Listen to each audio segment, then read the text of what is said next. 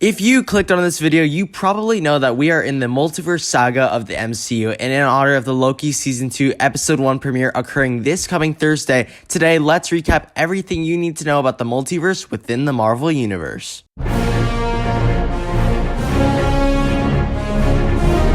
First up is Shang-Chi and the Legend of the Ten Rings, and this may be a bit surprising to some of you all, but the post-credit scene actually has some pretty major connection to the multiverse, and of course, Kang the Conqueror. The post-credit scene has Shang-Chi and Katie meeting with Wong, Bruce Banner, and Captain Marvel to analyze Shang-Chi's 10 rings, previously owned by his father, Wenwu.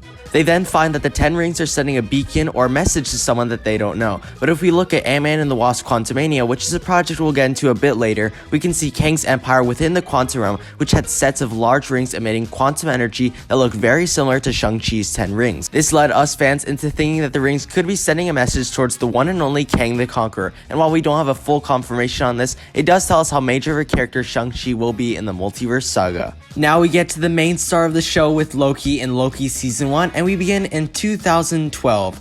Why 2012? Well, this is the moment in Avengers Endgame when 2023 Tony, Cap, and Ant-Man go to steal the Tesseract from their 2012 counterparts. In the scene, 2023 Tony gets the Tesseract, but 2012 Hulk accidentally knocks him over, causing him to drop the Tesseract, which Loki picks up and disappears with. He finds himself in a random desert where he's met by the TVA, aka the Time Variance Authority. The TVA is a group who live outside of actual time and keep the sacred timeline from going haywire. What is the sacred timeline, you ask? The sacred timeline is essentially the official timeline for the MCU, and it's basically all the things that are supposed to happen as decided by the timekeepers. If anyone or anything changes this timeline, the TVA is in charge of stopping that person or thing. The TVA then arrests Loki because he changed the timeline by using the Tesseract to escape. Upon arriving at their headquarters, Loki is put on trial with Judge Ravonna Renslayer, but loses his case, leading him to then be introduced to Agent Mobius M. Mobius, who is a worker for the TVA. Due to Loki's clever tricks and powers, Mobius recruits Loki to work for the TVA and follow the orders of the Timekeepers. Ravonna does not agree with Mobius' choice about recruiting Loki and would rather want him to be pruned, aka just being disintegrated, and that'll get a little bit complicated later, but that's later, okay? They still end up recruiting Loki, and Mobius tells him that another variant of Loki has been killing TVA agents and stealing their TemPads, which is basically a device that allows the agents to travel to different points in time. Loki and Mobius eventually figure out where this variant of Loki is, and that the variant has been hiding in a lot of world-ending events to avoid being caught by the TVA. So Loki, Mobius, and other TVA agents go on a mission to find the variant. Loki ends up finding the Loki variant first, who ends up being a female version of Loki named Sylvie, and Loki decides to leave Mobius and go with Sylvie using a TemPad. Loki and Sylvie go to a moon called Lamentis 1 in the year 2077, which unfortunately for them is about to be crushed by a planet. To get out of this situation, Loki and Sylvie plan to go on the Ark, which is a spaceship that was an evacuation ship on Lamentis 1, but again, unfortunately for them, the ship is destroyed by a meteor before they can get on and leave. Thinking that they are going to die due to the planet crashing into the moon very soon, Sylvie tells Loki that all the TVA agents are just variants of real people who actually live on Earth. She also tells him that she has been on the run from the TVA ever since she was a child. This creates a bond between the two, and they hold hands, which causes a branch in the sacred timeline. The TVA are able to track them with this branch, so they capture them and take them back to their headquarters. Mobius puts Loki in a memory loop, and this memory was a time where Lady Sif gets mad at Loki for some trick he had done a while back. Sylvie is taken by an agent known as B-15, but Sylvie uses her magic on her, which makes B-15 remember her past memories as a human on Earth. Eventually, Loki convinces Mobius that all the TVA agents are real people, leading Mobius to take Loki out of the memory loop. Ravonna sadly prunes Mobius for letting Loki out of the loop, and then takes Loki and Sylvie to the Timekeepers. Loki, Sylvie, and B-15 fight off Ravonna and her guards, and are even able to take off one of the Timekeepers' heads, revealing that the Timekeepers were just robots this entire time and not the real Timekeepers. So yeah, even the TVA agents were lied to. Ravonna prunes Loki, sending him to a large void where he is met by even more variants of himself, including President Loki, Classic Loki, Kid Loki, Viking Loki, and my personal favorite, Alligator Loki. We also see that Sylvie takes Ravona's prune stick and prunes herself. These Lokis tell our Loki about a creature known as Alioth that destroys everything in this void and guards the real timekeeper. The variants Lokis and our Loki are luckily able to find Mobius and Sylvie in this void. Mobius goes back to the headquarters with Sylvie's tempad, but Loki and Sylvie stay. Using all his power, classic Loki creates an illusion of a green Asgard, which distracts Alioth, allowing Loki and Sylvie to go past and get to the real timekeeper. Classic Loki does sadly die in this process though. At the TVA headquarters, Agent B-15 convinces all the other agents that they all used to be real humans, and Mobius convinces Ravonna of the same thing, causing Ravonna to leave the TVA headquarters in search of free will. Loki and Sylvie get to the real timekeeper, who is really called He Who Remains, aka a variant of Kang the Conqueror, aka Nathaniel Richards, which is Kang's real name. He Who Remains tells them both that he stopped a multiversal war between the other Kang variants, using Alioth to destroy the other timelines and creating the TVA to preserve and keep this sacred timeline. He Who Remains tells them that they can kill him if they want, but that will begin another multiversal war if they do, and says that the other Kang variants are much worse and way more evil than him. Loki listens, but Sylvie does not, causing her to send Loki back to the TVA headquarters and kill He Who Remains, breaking the sacred timeline and creating many new branches of alternate timelines within it. Loki, now back at the TVA, tries to warn Mobius and B-15 of what's to come, but neither of them recognize who Loki is. The series then ends with Loki noticing that the Timekeeper statues that once adorned the walls were now replaced with statues of various variants of He Who Remains, also known as Kang the Conqueror, also known as Nathaniel Richards.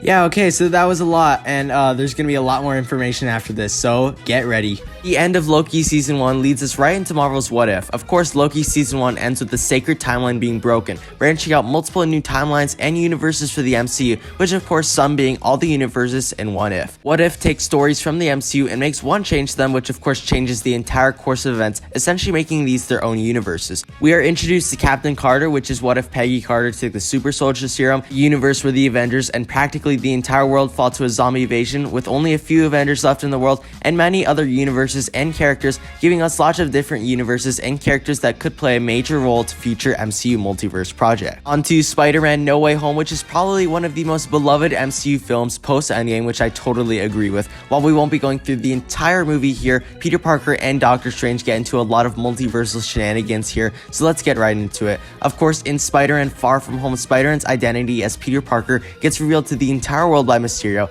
and not just that, but Mysterio makes it look like Peter was the bad guy in the situation, causing a lot of the world to turn against Spider-Man. And due to this, Peter's closest friends and family are affected too, causing Peter to eventually go to his buddy Doctor Strange to do some magic tricks. Doctor Strange eventually gets permission from Wong to use the runes of Cough Call to make it so that everyone forgets that Peter Parker is Spider-Man. Once Strange begins to cast the spell, Peter realizes that all of his close friends and family would forget that he's Spider-Man as well. Peter keeps changing the spell, causing it to go haywire, and instead of making everyone forget that Peter Parker is Spider-Man, it brings characters from other universes who know of Peter's identity as Spider-Man into the MCU, aka Earth 616, which by the way, that name is what Kevin Feige calls the MCU, but there's more to it which we'll get into later.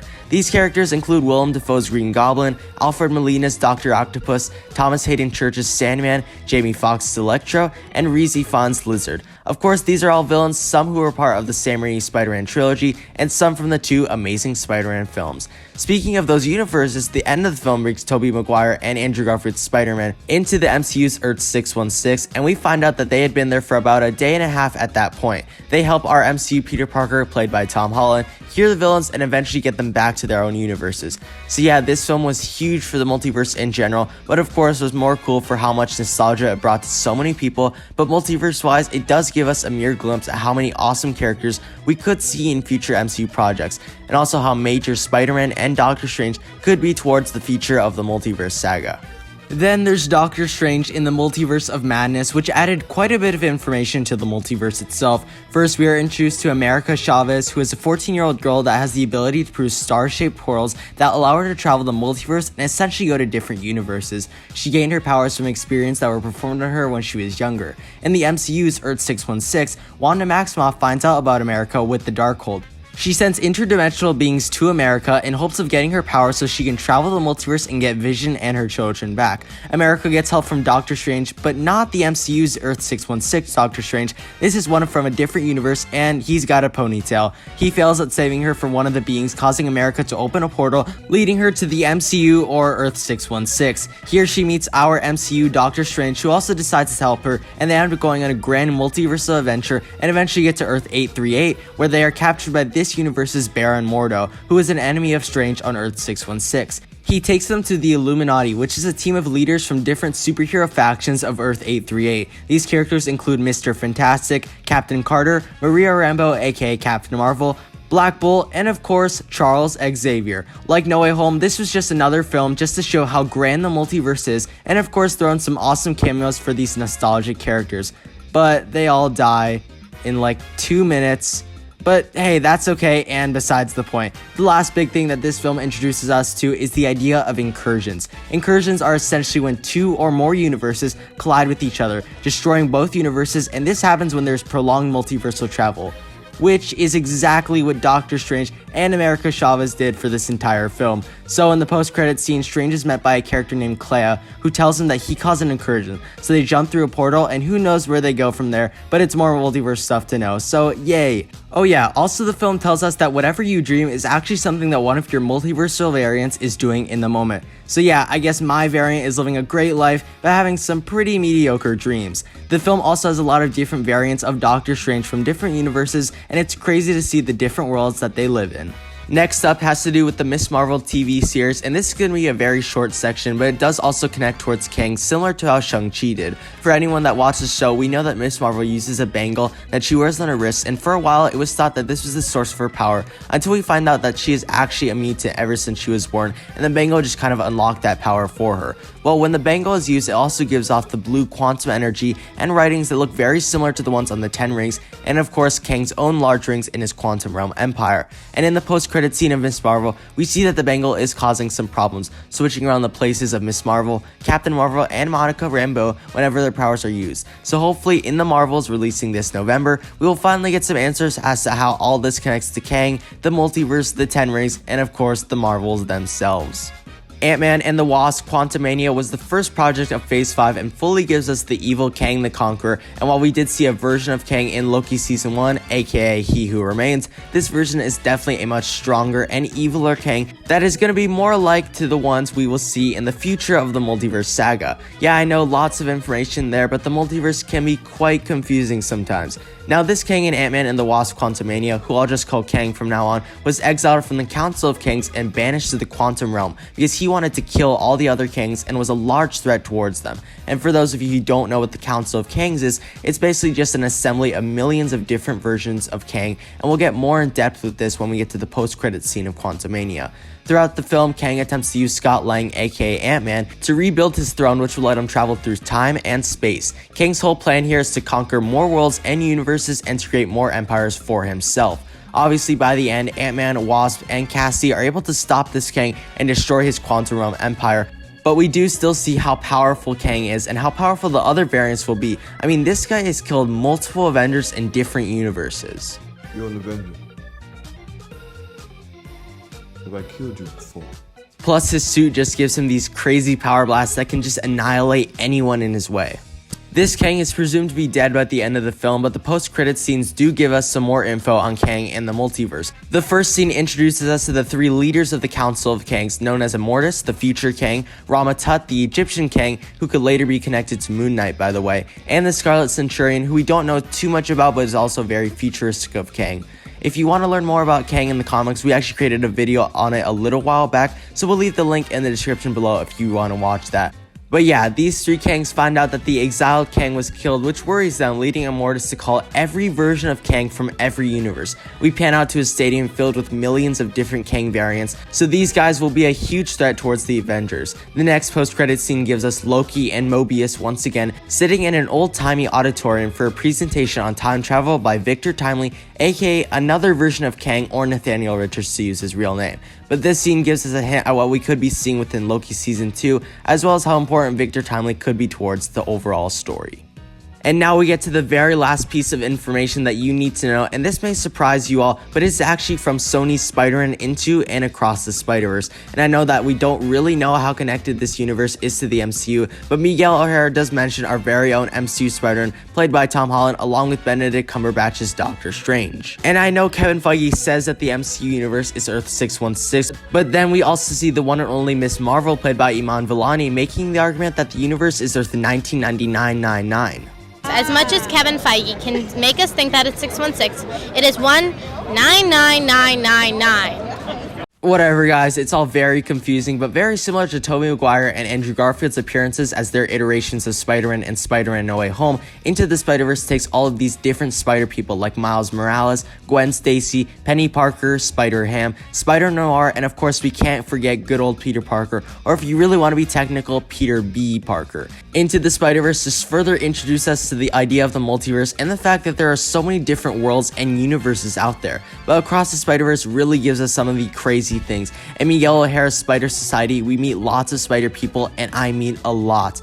Among these Spider people, we even see some familiar faces like Josh Keaton's Spectacular Spider-Man, Yuri Lowenthal's Spider-Man PS4 or PS5 now I suppose, and of course we see a digitized version of Andrew Garfield's Spider-Man from the first Amazing Spider-Man film when he lost Captain Stacy, and if you really want to go further, there's a small area on screen showing Tobey Maguire's Spider-Man when he lost his Uncle Ben, and it just further solidifies how all these universes are connected. I mean, we even see a live-action Donald Glover Prowler in this movie who has been confirmed to be the MCU's Prowler, so I don't know, but maybe we could see Tom Holland and Beyond the Spider-Verse. But all this talking finally leads us to the idea of canon events. Yes, that's right, here's another important word to add to your Marvel Multiversal knowledge. But to summarize what my friend Miguel says in the movie, a canon event is essentially an event, if I may, that is meant to happen in your life no matter what. And it essentially is something that is going to build your character and basically make you who you're supposed to be.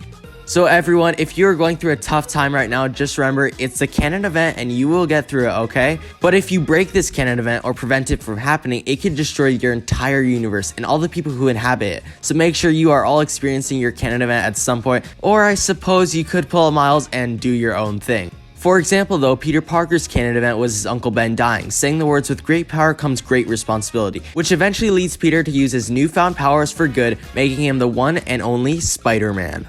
And that is going to do it for our video today, guys. We hope you all enjoyed our massive recap of everything multiverse within the Marvel Universe. We know it was pretty long and there's a lot of information to remember, but hey, that's Marvel and that's why we love it. Other than that, hope you all have a great day. Enjoy the Loki Season 2 premiere and we'll see you in the next one.